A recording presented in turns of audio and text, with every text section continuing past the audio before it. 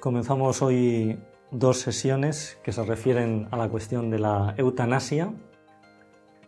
Esta primera, en la cual hablaremos de la eutanasia en un contexto genérico y qué es lo que enseña la Iglesia Católica sobre la eutanasia, y dejaremos para una segunda sesión la cuestión sobre por qué la eutanasia no hace bien a la sociedad.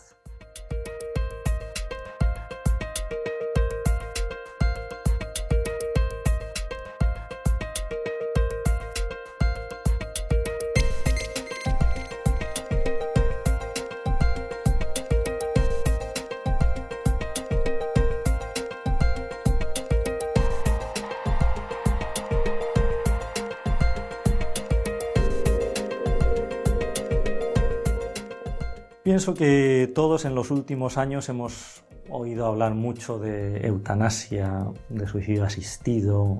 Se han presentado en los parlamentos propuestas de leyes para aprobar estas prácticas. También salen en las discusiones con amigos, conocidos. Y a veces puede haber la impresión de que la Iglesia, al decir que no a la eutanasia, de alguna manera estaría exigiendo a una sociedad un criterio moral del que muchos no están de acuerdo, no comparten, y como si fuera eso una imposición.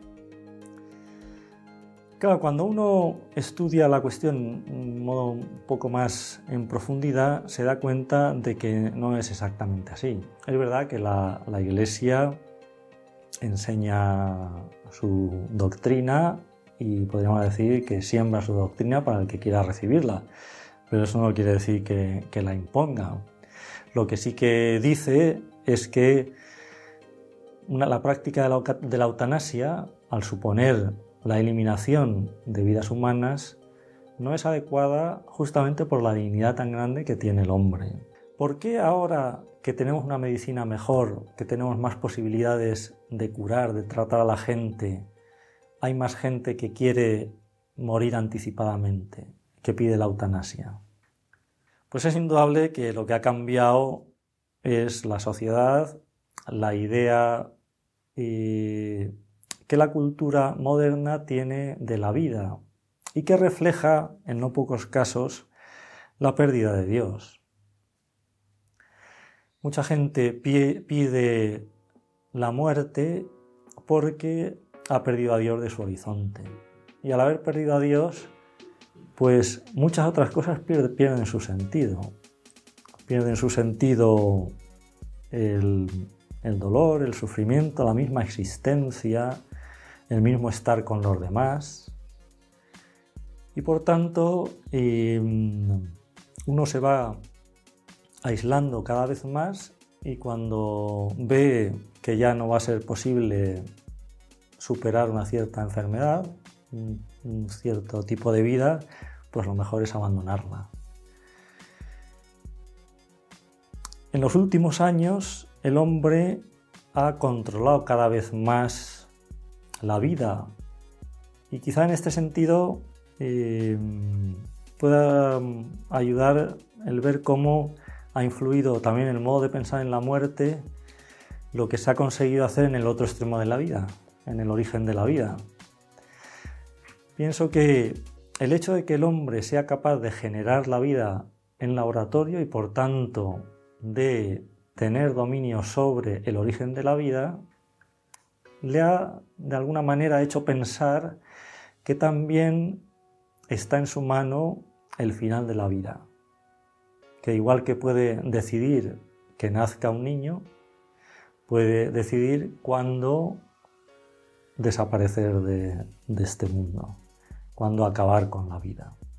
En este contexto hay que evitar algunos equívocos. A veces se plantea la eutanasia como si fuera una necesidad para evitar lo que hemos llamado en otra sesión la obstinación terapéutica. Hay gente que dice, es necesario tener una ley para la eutanasia porque si no todos estaremos obligados a morir rodeados de máquinas y de tubos. Y eso no es verdad.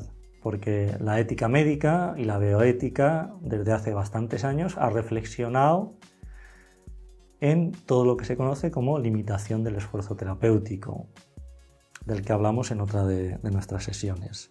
No hace falta, por tanto, la eutanasia para evitar ciertos tratamientos que ciertamente son pesados y que pueden suponer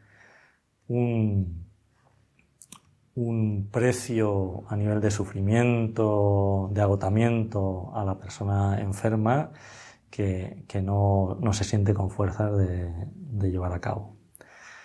Pero para evitar eso no hace falta la eutanasia.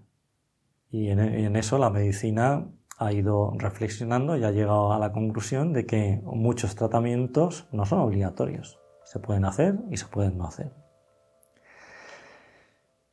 Cuando se habla de la eutanasia es importante tener una buena definición, porque si no, hay veces que se toma por eutanasia lo que no es eutanasia. Y en ese sentido también hay veces que no se entiende por qué la Iglesia está en contra de la eutanasia. ¿Cómo define la Iglesia la eutanasia? Pues hay varios documentos a los que podemos ir a buscar la definición. Yo aquí tengo el de la encíclica Evangelium Vitae, en el número 65, que dice que la eutanasia es una acción o una omisión que por su naturaleza y en la intención causa la muerte, con el fin de eliminar cualquier dolor. Dicho con otras palabras, es aquella acción que se realiza con la intención primaria de acabar con la vida de esa persona para eliminar dolor o sufrimiento. Por tanto, no entran en esta definición todas aquellas acciones que puedan causar la muerte del paciente de modo involuntario. Clásicamente se hablaba de una situación que cada vez se da menos, pero que podría darse alguna vez, de una intervención terapéutica que puede provocar la muerte. Clásicamente antes se hablaba con el uso de la morfina o otros fármacos para la eliminación del dolor, porque se pensaba que a veces anticipaba la muerte. Ahora que se conoce mucho mejor el mecanismo de acción de todos estos fármacos, se sabe que en muchos casos no anticipa la muerte, pero ya Pío XII había explicado que incluso aunque se pudiera hacerlo, podría ser lícito utilizarlo porque uno no utiliza esos fármacos para provocar la muerte, sino que simplemente es un efecto no querido de ese empleo. Algo parecido sucede hoy con algunas intervenciones. A veces se dice, es una operación a vida o muerte. Pues está claro que es una intervención muy difícil y que el paciente puede morir en la intervención. Ciertamente ahí el médico lo último que quiere es acabar con la vida de su paciente, pero puede pasar. Es una consecuencia no querida de esa acción. Cuando hablamos de eutanasia estamos hablando de una acción que se dirige a acabar con la vida. ¿Para qué? Para eliminar sufrimiento, para eliminar el dolor.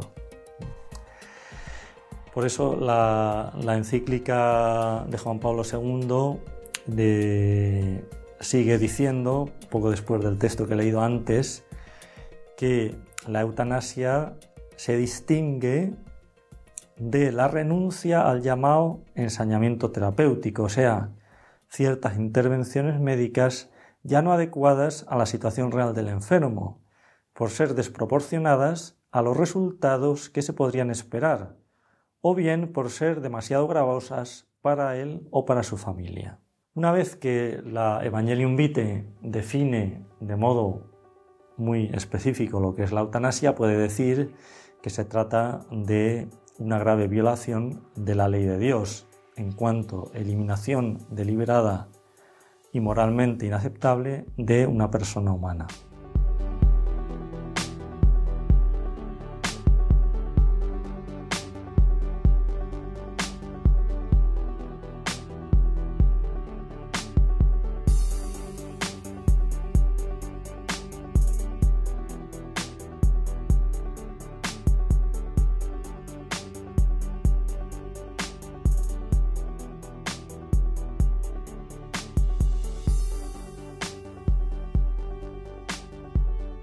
Cuando la Iglesia dice esto, no dice nada sobre las situaciones concretas de las personas singulares. A veces en los medios de comunicación aparecen situaciones y personas con enfermedades que les llevan a una existencia realmente trágica y de gran sufrimiento. Y pienso que todos tenemos en mente algunos de estos casos que han aparecido en la televisión y que han dado mucho que hablar. Y la Iglesia no juzga a estas personas o lo que puedan hacer, pero sí que dan una indicación sobre qué es lo mejor que puede hacer el hombre ante esas situaciones. ¿Cuál es la respuesta cristiana ante estas situaciones? Porque está claro que el cristiano puede hacer mucho para acompañar la vida vulnerable, frágil, al final de su existencia. Hay que recordar que los hospitales nacieron justamente por eso, por una manifestación de algunos cristianos a la hora de ayudar a morir a gente enferma. Y también hoy hay muchas iniciativas en este ámbito que la Iglesia y las personas singulares realizan para ayudar a la persona que se encuentra al final de su vida, de tal forma que acabe de un modo digno. A veces se habla de la eutanasia como muerte digna, pero la muerte digna no es la muerte anticipada, sino la muerte plena. Y en eso podemos ayudar mucho. El hombre no es una isla que se encuentra fuera del resto de relaciones con los demás. Lo que nos enseña la antropología cristiana desde las primeras páginas de la Biblia es que no es bueno que el hombre esté solo. De hecho, es esa soledad del hombre la que muchas veces lleva consigo esa petición de anticipar la muerte, porque incluso las personas que no tienen fe, que saben que ya están en la fase final de la vida, muchas veces no la piden justamente porque hay otras personas que les mantienen, que le da sentido a esos últimos momentos de su vida. Por eso podemos concluir esta sesión diciendo que la petición de la eutanasia es resultado de una sociedad que se ha olvidado de Dios, que ha perdido a Dios de su horizonte. Por otro lado, que no hace falta la eutanasia para evitar la obstinación terapéutica y que la ética médica justifica la limitación de muchos tratamientos. Y por último, que el cristiano puede hacer mucho para ayudar a las personas que sufren al final de la vida.